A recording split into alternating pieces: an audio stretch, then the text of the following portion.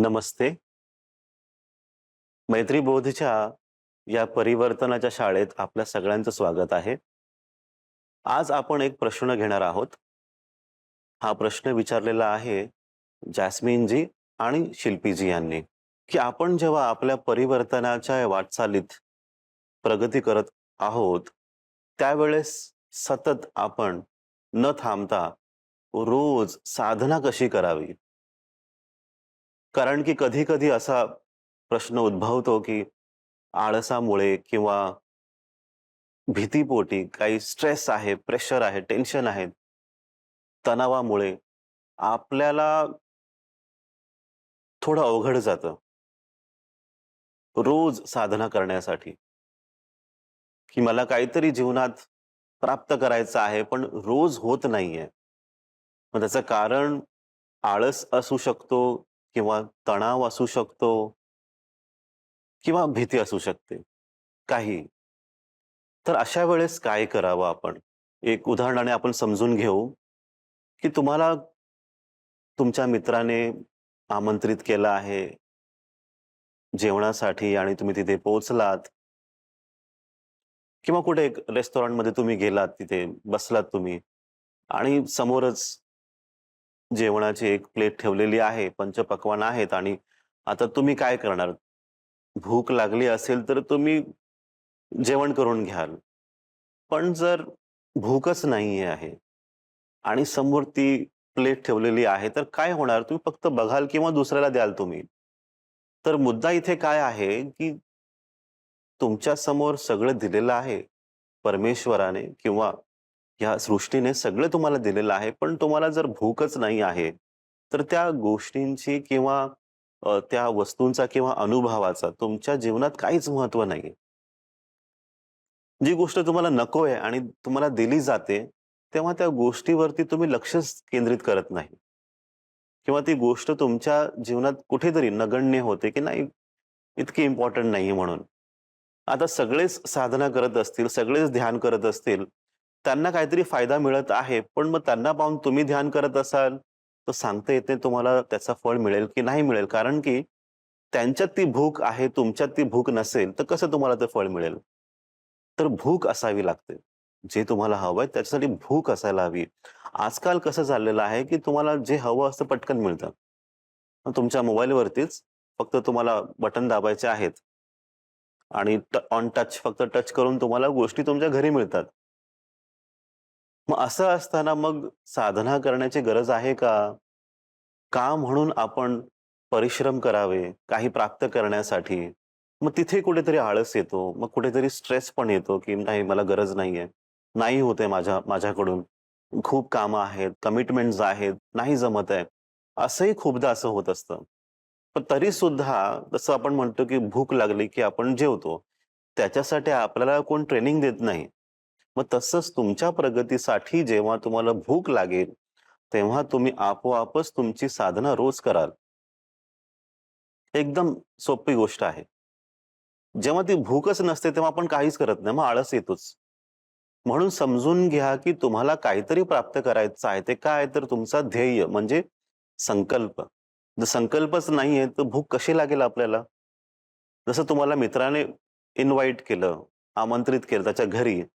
काहीतरी प्रोग्राम होता, तर तो संकल्प झाला. तिथे पोहोचल्यानंतर मग तुम्हाला भूक लागली म्हणून तुम्ही जेवलात.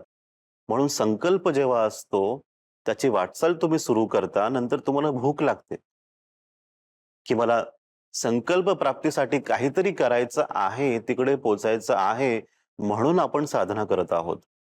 आळस केलात तर संकल्प तुम्ही प्राप्त करू शकणार नाही. हे समजून घ्या सगळ्यांनी. म्हणून परिश्रमानेच तुम्हाला तुमचं फळ प्राप्त होईल. जागी बसल्या-बसल्या काहीच मिळणार नाही. मग संकल्प फार महत्वाचा.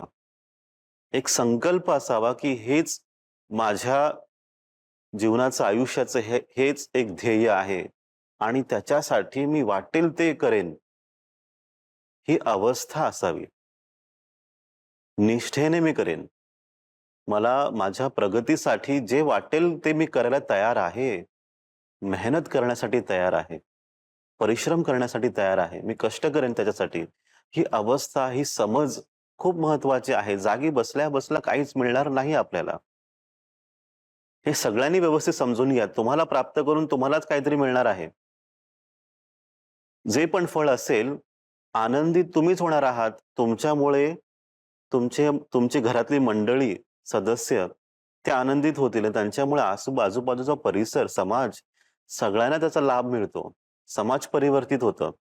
म्हणून लक्षात ठेवा, संकल्प खूप महत्वाचा आणि त्या संकल्पाप्रमाणे आपली कर्म तीच रोजची साधना. आळस केलात तर ते तुम्हाला मिळणार नाही, ज्याच्यासाठी तुम्ही काम करत आहात.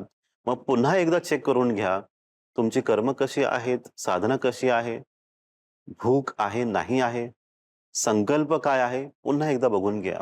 आणि शेवटचा एक पाठ, ते म्हणजे तुमचे गुरु, आराध्य, ईश्वर, परमात्मा कोणत्याही रूपात तुम्ही पहा. त्यांची साथ, त्यांचं मार्गदर्शन हे खूप महत्वाचं आहे. त्यांना विचारा, समजून घ्या किंवा आतमधून मनानेच तुम्ही त्यांच्याशी संपर्क करा. त्यांना प्रश्न विचारा आणि जे तुम्हाला आतमधून समजतंय, जो संदेश तुम्हाला आतमधून अनुभवायला येतोय, त्याप्रमाणे सुद्धा तुम्ही काम करू शकता. जसं तुमचं हृदय तुम्हाला सांगत आहे, की आता हे कर, आता ते कर, त्याप्रमाणे तुमची वाटचाल चालू राहू द्या. खूप महत्वाचं आहे गुरूंची साथ किंवा त्यांची कृपा, त्यांचं मार्गदर्शन, ज्ञान, योग्य ज्ञान. त्याप्रमाणे आपण आपल्या जीवनाला एक दिशा देऊ शकतो. एक सार्थक दिशा. हीच करण्याची आता वेळ आलेली आहे. तर साधना रोज करायची असेल तर काय समजलो आपण आज, की भूक असावी.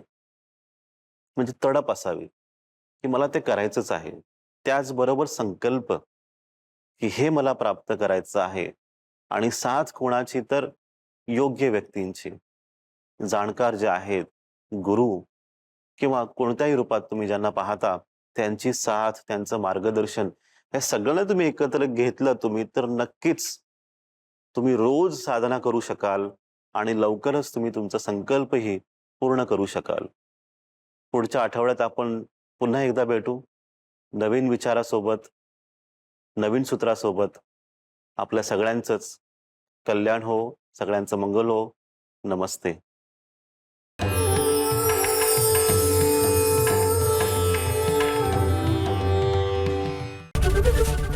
एबीपी माझा, उघडा डोळे बघा नीट.